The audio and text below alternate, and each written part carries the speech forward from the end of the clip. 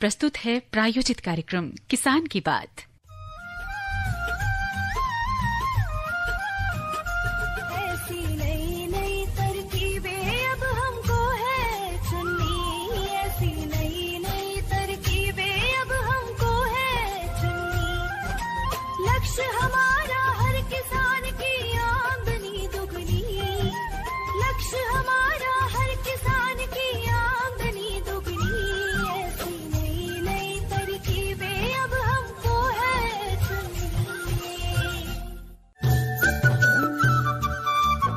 इस कार्यक्रम के प्रायोजक है कृषि एवं किसान कल्याण मंत्रालय, भारत सरकार। अरे क्या कर रहा है? इधर इधर इधर हम बोल रहे हैं तेरे बीजू का। उतला बोल रहा है? पक्षियों से तो हम खेत को बचा लेते हैं, पर इन घातक रसायनों से कैसे बचाएं? मतलब?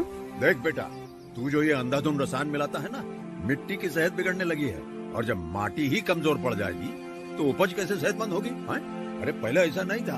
पूछना अपने बड़े बुजुर्गों से, कैसे फसल लहलहाती थी, शुद्धता झलकती थी। हाँ, माटी भी तंदुरुस्त और लोग भी।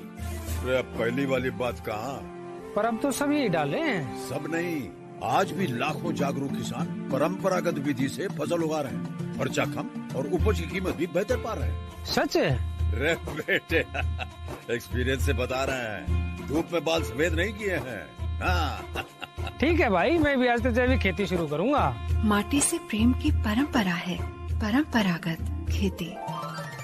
सभी किसान भाई बहनों को मेरा नमस्कार। मैं हूं आपके साथ आपकी दोस्त सुषमा, और कार्यक्रम किसान की बात लेकर हाजिर हो गए हैं। सभी किसान भाई बहनों का दिल से स्वागत करते हैं। और आज जैसे हमारे साथ रजत हैं, मेरे साथी, और आज जो हम विषय लेकर आए हैं उस पर भी हमने चर्चा करने के लिए अपने स्टूडियो में आमंत्रित किया है विशेषज्ञ को।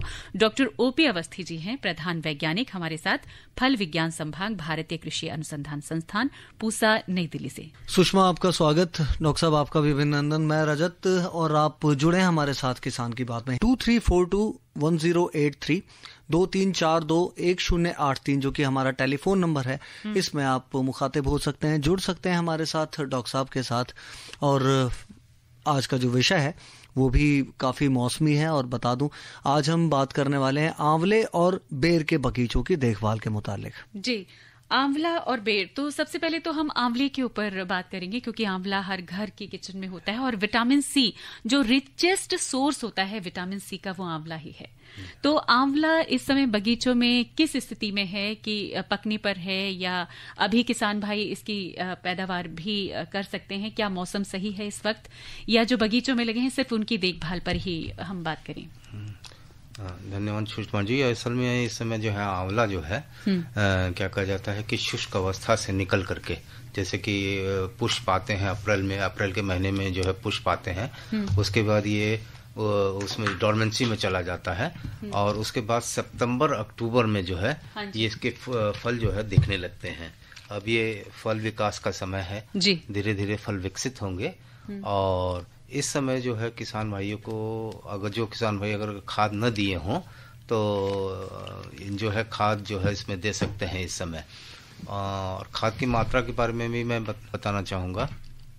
जी बताइए। हाँ, खाद की मात्रा में भी बताना चाहूँगा कि जो अगर 10 साल का पौधा है तो उसमें 1000 ग्राम नाइट्रोजन, 600 ग्राम फास्फोरस, और उसके बाद फिर 1000 ग्राम जो है वो पोटेशियम डाल सकते हैं। जो किसान भाई न डाले हों वो खाद की मात्रा जो है इस समय डाल सकते हैं। जी डॉक्टर साहब, जो सबसे महत्वपूर्ण सवाल है, जो शायद पहले होना चाहिए इसमें, कि क्या ये जो मौसम है आंवले और बेर की खेती के लिए उपयुक्त है? पहला सवाल। दूसरी ये कि हम बगीचों की जब बात करते हैं तो बगीचे छोटे बड़े किसी भी तरह के हो सकते हैं, तो आंवले और बेर में इनकी जो मूलभूत समानताएं हैं वो क्या हैं आपस में, जिसकी वजह से हम एक ही जगह इनको जोड़कर देख सकें और इनकी देखभाल जो है आसान हो सके पहले से? अच्छा, ये बहुत ही अच्छा प्रश्न है रजत जी। इसमें यह है कि आंवला और बेर की दोनों की सामान्यताएं जो है, ये दोनों कठोर वृक्ष हैं।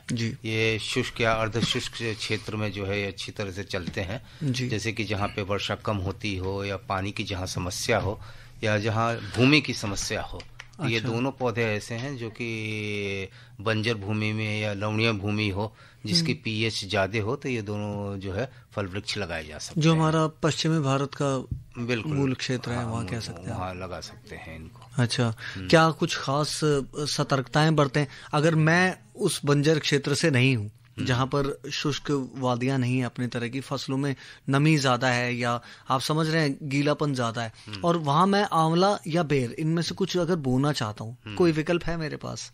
अगर हम बात करें उत्तर मध्य भारत की, उत्तर भारत की, मध्य पूर्व भारत की, तो बिल्कुल विकल्प है। देखिए, ये बेर और आंवला दोनों एक ऐसे फल हैं जो कि भारत में जो है ऊपर कन्याकुमारी से लेकर के जो है मैदानी क्षेत्र में जो है लगाए जाते हैं, कश्मीर से कन्याकुमारी तक की। तो इसमें कोई जो है वो नहीं है, बस ये है कि चूंकि जनसंख्या बढ़ती चली जा रही है और जो है जमीन घटती चली जा रही है, तो ये अच्छे भूमि पे नहीं लगाना चाहिए। जो भी ये चूंकि कठोर वृक्ष है और कई भूमि में जो है लगाए जा सकते हैं, तो इसको आप जो है बंजर भूमि जिसकी पीएच जो है 8.5 या 8.5 से अधिक हो, जिसका 20 डेसीसाइमंड हो या 60 ESP उसकी हो मिट्टी की, वो केमिकल प्रॉपर्टीज, तो उसमें लगा सकते हैं आप। जी, यानी बंजर भूमि पर ये पॉसिबल नहीं है, संभव नहीं है। डॉक्टर साहब, इससे पहले कि हम और प्रश्न आपसे करें, कॉलर हैं हमारे साथ धर्मवीर सिंह जी जो जुड़ना चाहते हैं, कुछ पूछना चाहते हैं आपसे। बिल्कुल बिल्कुल। हेलो। हाँ जी, धर्मवीर जी बोल रहे हैं। हाँ डॉक्टर साहब, हमने अभी पिछले हफ्ते एक हमारे मित्र बंगाल से आए थे, वहाँ इतना बड़ा अमरूद लाए थे जितना बड़ा हमारा खरबूजा होता है, खरबूजे का जो छोटा साइज होता है, वो वैरायटी डॉक्टर साहब, वो कौन सी वैरायटी है? ऐसी वैरायटी तो हमने दिल्ली में तो ऐसा कोई फल मिलता नहीं अमरूद के साइज का। किसके? अमरूद के? हाँ जी। वैसे आज हम बात जो कर रहे हैं बेर और आंवले की कर रहे हैं, फिर भी आप पूछ सकते हैं। नहीं, कोई बात नहीं है। हाँ। इसमें जो है ये जो आप अमरूद की बात कर रहे हैं, वो जो है आजकल जो मार्केट में आ रहा है वो थाई गुआवा करके आता है, ठीक है। वो थाई गुआवा, उसकी वजन करीब जो है 350 से 400 ग्राम तक होता है। अब वो खरबूजा तो मैं नहीं कह सकता उतना बड़ा, हाँ, लेकिन 350 से 400 ग्राम के बीच में होता है, और वो मोस्टली सलाद के लिए यूज करते हैं उसको, अमरूद को, उसको थाई गुआवा कहते हैं, ठीक है जी। उम्मीद करते हैं कि इनके प्रश्न का जवाब सही मिल गया होगा।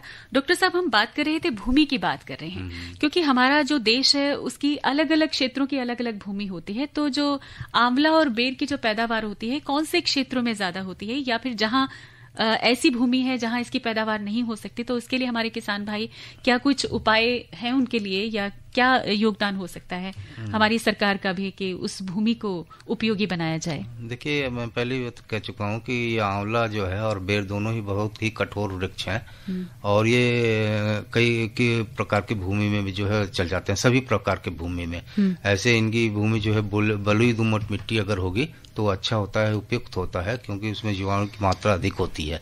लेकिन ये हर प्रकार की भूमि में, यहाँ तक कि जिसमें भूमि में नमक की मात्रा बहुत ज्यादा होती है, 8.5 pH तक होता है, उसके बाद में जो है उसमें विद्युत चालकता ज्यादा होती है, उसमें भी आंवला की खेती सफलतापूर्वक हो सकती है। यहाँ तक कि राजस्थान में भी बीकानेर जैसे क्षेत्र में जो है आंवला की बड़ी सफलतापूर्वक खेती की जाती है। यानी रेतीली भूमि में भी ये आराम से हो सकती है। बिल्कुल। तो अभी जो समय है, क्या फिर से इसकी मतलब किसान भाई बहन जो हैं, क्या आंवला या बेर की पैदावार करने के लिए तैयारी कर सकते हैं खेत की, या समय निकल चुका है? नहीं, देखिए, अभी भी समय है, क्योंकि चूंकि आंवला और बेर जो है, अगर जो किसान भाई न लगाए हों, जुलाई अगस्त में जो किसान भाई न लगा पाए हों, तो अभी भी समय है, सितंबर अक्टूबर तक वो लगा सकते हैं, अगर उनके पास सिंचाई की साधन जो है उपलब्ध हो, क्योंकि पौधा लगाने के बाद हल्की सी सिंचाई की जरूरत पड़ती है। अब मेरे ख्याल से इस समय बारिश तो होगा नहीं, बारिश लगभग समाप्त के उस पे कगार पे है, तो अगर सिंचाई के साधन उपलब्ध हैं तो अवश्य लगाएं, और 1-2 सिंचाई हल्की कर लें जी। अच्छा डॉक्टर साहब, सह फसली जो होती हैं, मतलब जैसे आंवला और बेर के साथ तो कुछ किसान भाई बहन क्या कहते हैं कि मल्टी क्रॉप्स करना चाहते हैं, तो और कौन कौन सी ऐसी फसल है जो इनके साथ उगाई जा सकती है? जो भी, देखिए, ये बहुत ही जरूरी है, क्योंकि अगर किसान एक ही फसल लगाता है और तो उसमें क्या होता है कि चूंकि ये बेर या आंवला ये बहुवर्षीय पौधे हैं, तो इसमें जो है शुरुआत में जो है इसमें आमदनी नहीं होती है, तो शुरुआत के 3-4 साल जो है ये दूसरे फसल ले सकते हैं, जैसे कि आपके दलहनी फसलें हैं, उसमें ये है मोठ है, मूंग है, और उसके बाद बीन्स हैं या बैगन है, और दूसरी भी सब्जियां हैं, वो जो है बीच में लगा करके अतिरिक्त आय ले सकते हैं। जी जी।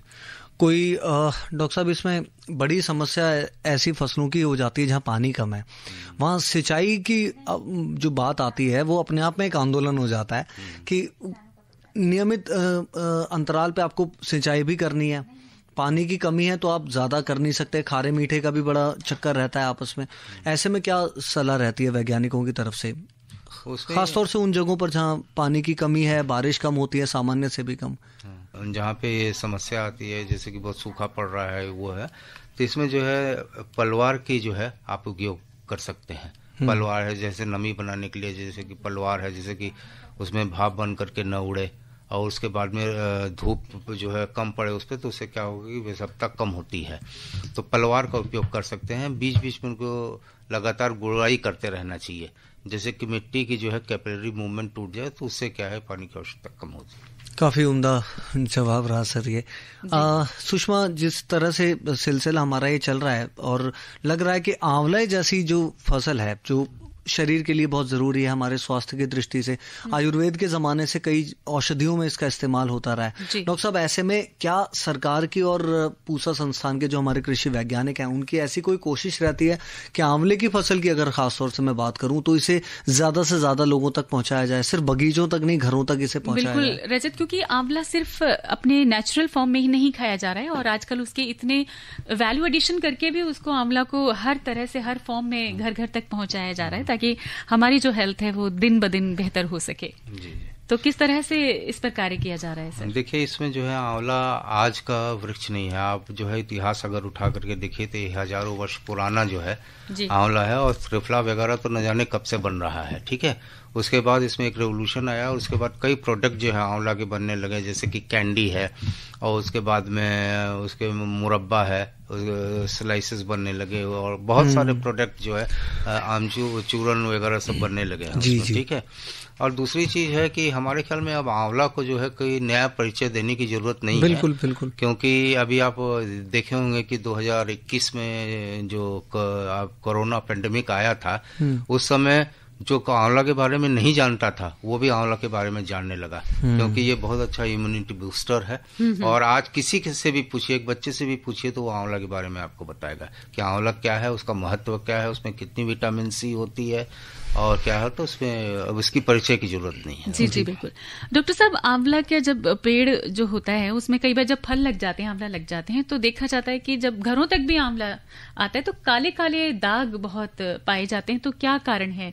बहुत जल्दी खराब होने की उसमें भी रहता है। हाँ, तो उसमें एक आंवला स्पॉट की जो है समस्या होती है, काले काले रंग। तो उसका निदान किस तरह से किया जा सकता है? उसमें एक्चुअली क्या होता है कि कुछ वैरायटीज जो होती हैं वो ससेप्टेबल होती हैं उसको, मतलब कि कुछ वैरायटियों पे उसका प्रकोप ज्यादा होता है, और जैसे कि फ्रांसिस है, फ्रांसिस में ये समस्या अधिक आती है, तो ऐसे किस्म को नहीं लगाना चाहिए, फ्रांसिस को नहीं लगाना चाहिए।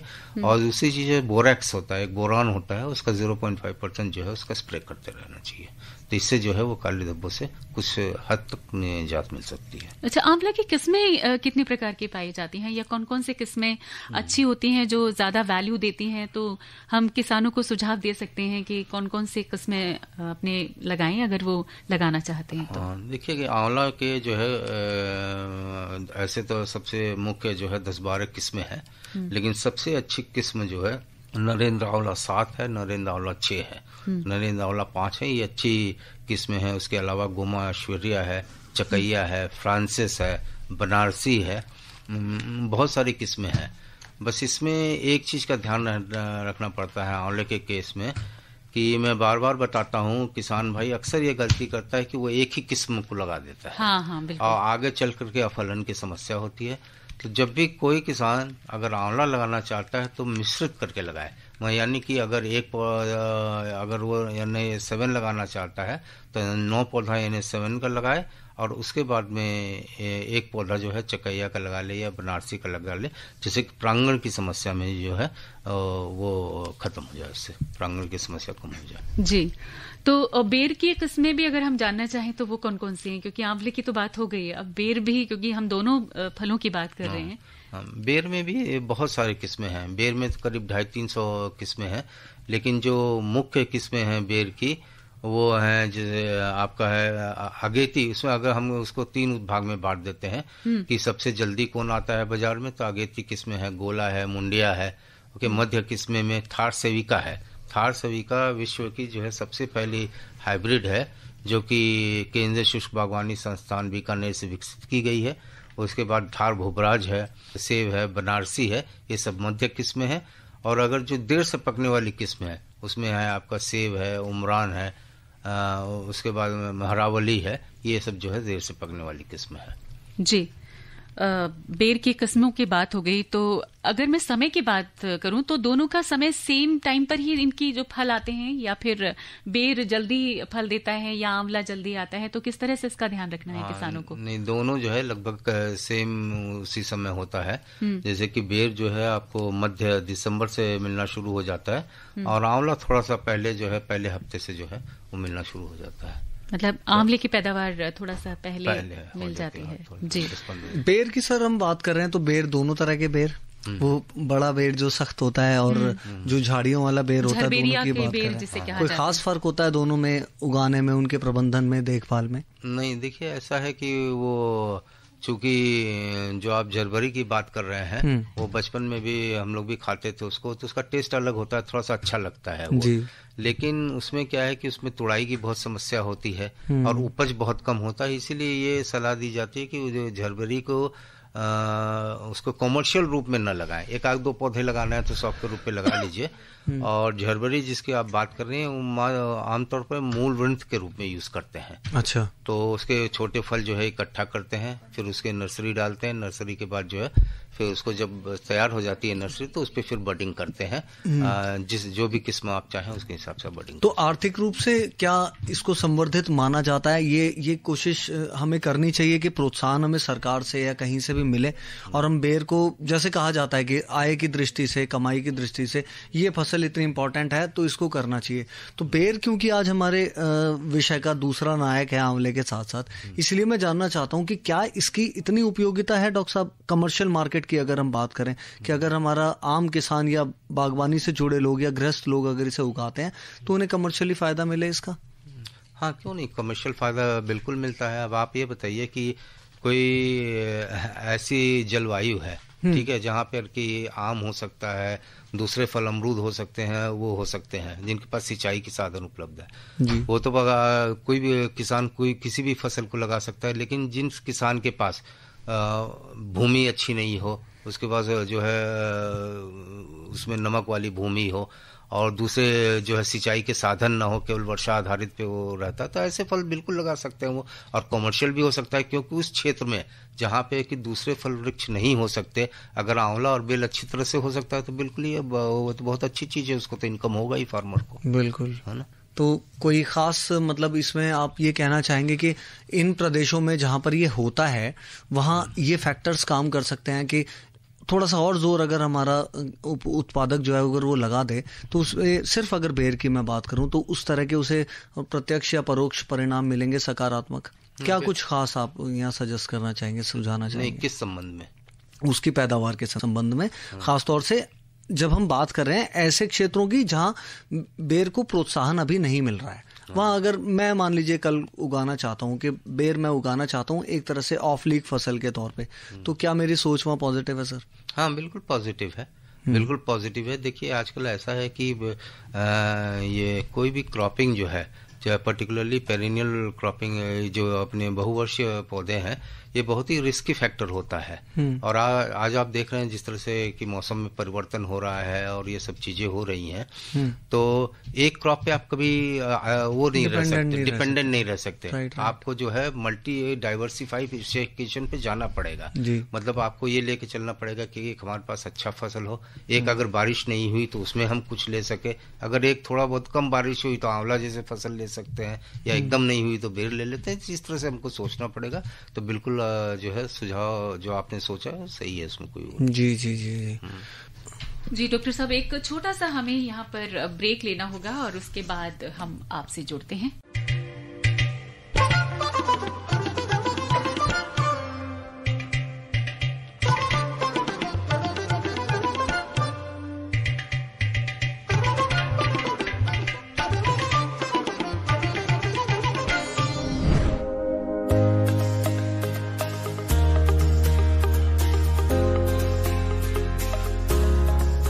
मातृभूमि पुत्र हम पृथ्व्या, अर्थात धरती हमारी माता है और हम उनके पुत्र। माता और पुत्र के इस पवित्र रिश्ते को सदियों से सींचती आई है हमारी प्राकृतिक कृषि या देसी गौ आधारित कृषि। प्राकृतिक कृषि का अर्थ है बिना रसायन और बाहरी आदानों के प्राकृतिक संसाधनों का खेती के साथ समन्वय। प्राकृतिक कृषि के 5 प्रमुख अंग हैं: विविध प्रकार की मिश्रित फसलें, जीवामृत, बीजामृत एवं घन जीवामृत जैसे आदान जो हमारी देसी गाय के गोबर और गौमूत्र के उत्पाद हैं। आच्छादन या मल्चिंग, मिट्टी में जैव विविधता के संचालन हेतु उचित वायु व नमी। पौध संरक्षण हेतु विभिन्न पौधों के अर्क जैसे नीमास्त्र, दशपर्णी अर्क, नीम अर्क इत्यादि। आइए आजादी के अमृत महोत्सव में मां भारती की धरा को रासायनिक खाद और कीटनाशकों से मुक्त करने का संकल्प ले। दुनिया को स्वस्थ धरती, स्वस्थ जीवन का रास्ता दिखाएं। आज देश ने आत्मनिर्भर भारत का सपना संजोया है। आत्मनिर्भर भारत तभी बन सकता है जब उसकी कृषि आत्मनिर्भर बने। प्राकृतिक खेती से लाभ। प्राकृतिक कृषि अपनाने से भूमि की उपजाऊ क्षमता में वृद्धि होती है। रासायनिक खाद पर निर्भरता कम होने से लागत में कमी आती है। बाजार में प्राकृतिक उत्पादनों की मांग बढ़ने से किसानों की आय में भी वृद्धि होगी तथा सभी के लिए रसायन अवशेष मुक्त खाद मिलता है। भूमि की जल धारण क्षमता बढ़ती है तथा भूमि के जल स्तर में वृद्धि होती है। मिट्टी में खाद्य पदार्थ और जीवन में पानी के माध्यम से होने वाले प्रदूषण में कमी आती है। केंद्र व राज्य सरकारों के प्रयास में प्राकृतिक कृषि को एक जन आंदोलन का रूप दिया जा रहा है। देश के कई गांव प्राकृतिक कृषि को अपना रहे हैं क्योंकि इससे किसानों के जीवन में उन्नति आ रही है। मेरा नाम सत्या है। मैं मेरे 150 पौधा है जिसमें मैं प्राकृतिक खेती की अब स्प्रे कर रही हूँ। अगर जहरीली स्प्रे हम दुकानों से खरीद के करते थे तो उससे हमारे खर्चा ज़्यादा आता था, पैसा भी ज़्यादा लगता था, और इसमें हमारे को खर्चा भी कम है और फल भी अच्छा बन रहा है। प्राकृतिक खेती के तरीकों को अपनाने से फसल की उपज में बढ़ोतरी हुई है, मिट्टी की गुणवत्ता में सुधार हुआ है, धरती माता सुखी है। उसे लगता है कि किसान ने बेहतर तरीके से उसका ध्यान रखा है और उसके लिए उसे अच्छा भोजन और अच्छी उपज लौटानी चाहिए। और मेरी लोकल वैरायटी हाइब्रिड और एक ही दिन लगाया था। अब हाइब्रिड में अभी तो कुछ भी नहीं, इसके सिमटन बालियों को, ये जो मेरा लोकल है इसको देखो कितनी अच्छी ढंग से बालियाँ, ये बिल्कुल भरपूर इसमें ये सीटा इसका पड़ा हुआ है। इस फसल में मैंने जब इसमें बीज लगाया था तो बीजामृत से मैंने ट्रीट किया था बीज को। उसके बाद जीवामृत जो हमारे देसी गाय का गोबर गौमूत्र से हम तैयार करते हैं उसी की स्प्रे इसमें करता हूँ। 21 दिन के बाद पहली स्प्रे, 35 दिन के बाद दूसरी स्प्रे और 2 महीने के बाद तीसरी स्प्रे। बाकी स्प्रे करने की कोई जरूरत नहीं है। यही तो है आत्मनिर्भर किसान जो ला रहे हैं गांव-गांव में समृद्धि और बना रहे हैं आधुनिक आत्मनिर्भर भारत। प्राकृतिक कृषि आत्मनिर्भर भारत के आत्मनिर्भर किसान की खुशी। जी, प्राकृतिक खेती पर ज्यादा से ज्यादा जोर देने पर हमारी सरकार बहुत बड़े बड़े कदम उठा रही है। वापस आ गए हैं अपने विषय पर, जो कि आज हम बात कर रहे हैं आंवला और बेर के बगीचों की देखभाल। और डॉक्टर साहब, एक होता है फल मक्खी, वो ज्यादातर कहते हैं कि बेर के फल में ज्यादा दिखाई देती है, तो ये किस समय ज्यादा इसके प्रकोप ज्यादा रहता है? तो अगर प्रकोप हो गया है तो किसान किस तरह से इससे निजात पाएं? देखिए, ये फल मक्खी जो है वाकई जो है बेर की एक बहुत बड़ी समस्या है। और समस्या इसलिए है क्योंकि इसकी जो है प्रकोप जो होता है फल मक्खी का, पुष्प आने के 15 से 20 दिन बाद हो जाता है। अच्छा। बिल्कुल जब सरसों की आकार की होती है फल, तो उसी समय जो है इसका फ्रूट फ्लाई का जो है उसमें लार्वे जो है जाकर के हैच करती हैं, और उसके बाद ये फल जो है विकसित होता रहता है। फल गिरते भी नहीं है, उसमें जो है उसके लार्वा वगैरह जो है अंडे देते रहती है, और ये जाकर के लास्ट में पता लगता है जब एकदम फल पक जाता है, तब आप देखिए पता लगेगा कि इसमें जो है फल मक्खी का प्रकोप है। वो भी उस समय भी नहीं पता लगेगा, वो जब बाजार में चला जाता है और बाजार में जब लोग खरीद लेकर के उसको खाते हैं तो कई बार देखिए मुंह में आपको ऐसा लगेगा कि बिल्कुल काले रंग का हो गया है, पूरी गैलरी बनी हुई। तो ये बहुत बड़ी एक समस्या है, और इसके निदान के लिए जो है आपको शुरू से ही जो है इस पे कंट्रोल करना चाहिए। जैसे कि जैसे ही ये सरसों के दाने का आकार का होता है तो उस समय मोनोक्रॉन का स्प्रे करना चाहिए। उसके बाद फिर जो है एक एक महीने के अंतराल पे मेलाथियोन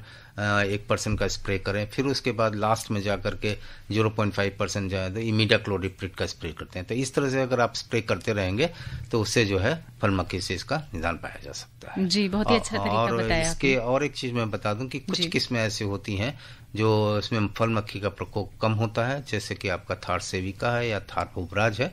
इसमें मात्र 4 to 5% जो है अटैक होता है फल मक्खी का दूसरे किस्मों की अपेक्षा। जी डॉक्टर साहब, बहुत सारे किसान ऐसे हैं जो कि डायरेक्ट आंवला या बेर या किसी भी फल को अपने खेतों में या बागों में लगाते हैं, लेकिन बहुत सारे किसान ऐसे भी हैं जो सिर्फ उसकी नर्सरी तैयार करते हैं, चाहे वो आंवला हो या बेर हो या कोई भी फल हो। तो वो जो किसान इंटरेस्टेड हैं इसमें कि नर्सरी तैयार करनी है, तो उनके लिए आप क्या बताना चाहेंगे? हाँ, देखिए, नर्सरी के लिए जो है एक ट्रेनिंग होती है, वो जाकर के किसी भी उसमें ट्रेनिंग ले सकते हैं नर्सरी की, कि नर्सरी कैसे तैयार की जा सकती है।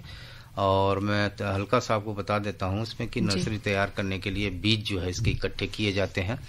और कई लोग ये गलती करते हैं, मैं देखा हूँ कि आंवला को जो है पूरे बीज लगा देते हैं, ऐसे नहीं करते। अच्छा। बीज इकट्ठा करते हैं, बीज को उसके बाद तोड़ करके उसको तोड़ते हैं। तोड़ने के बाद फिर उसके अंदर से छोटी छोटी काली काली बीज निकलती है, फिर उसकी नर्सरी पड़ती है, और नर्सरी जो है तैयार हो जाता है। करीब 8-9 महीने बाद जो है वो कलम करने लायक हो जाता है आंवला के केस में। वही प्रक्रिया जो है आप बेर में भी करते हैं। बेर में भी उसकी फल इकट्ठा करते हैं, उसको तोड़ते हैं, और उसके बाद जो है फिर उसकी नर्सरी पड़ती है। और जब 8-9 महीने के हो जाते हैं तो कलम विधि द्वारा पौधे तैयार करते हैं बेर में, और उसमें जो है बडिंग करते हैं, टी बडिंग या रिंग बडिंग करते हैं, चश्मा चढ़ाते हैं उस पर। जी, ये किस पर्पस के लिए होता है रिंग बडिंग? रिंग बडिंग वो होता है कि जैसे कि आपका मूल वृंत, अभी रजत जी पूछ रहे थे कि मूल वृंत झरबरी जो होती है, हाँ। उसको खा सकते हैं, बचपन में खाते थे, हाँ। लेकिन वो उसी का मूल वृंत पहले तैयार करते हैं।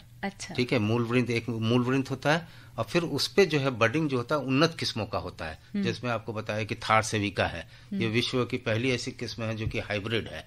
तो उसको जो है उसको लेकर के उसको बडिंग करते हैं। जी, काफी अच्छी जानकारी दी डॉक्टर साहब। और जाते जाते आप क्या संदेश देना चाहते हैं हमारे किसान भाई बहनों को कि इस समय जिन्होंने बाग लगाए हुए हैं तो किस तरह से देखभाल करें? बस ये ध्यान रखें कि इस समय जो है कीड़े का जो है पे थोड़ा सा ध्यान दें। आंवला में जैसे रस्ट की प्रॉब्लम है उस पर ध्यान दें, फल मक्खी पे ध्यान दें। और आंवला किसानों को खास करके मैं बताऊंगा कि नवंबर-दिसंबर के महीने में जो है उसको जो है पाला से बचाएं उसको, खास करके छोटे पौधों को। बिल्कुल ठीक कहा आपने कि पाला, क्योंकि दिसंबर जनवरी के महीने में या नवंबर एंड में भी कई बार कुछ एरियाज में जबरदस्त पाला पड़ता है और ये हर फसल को नुकसान करता है। इस कार्यक्रम के प्रायोजक थे कृषि एवं किसान कल्याण मंत्रालय, भारत सरकार।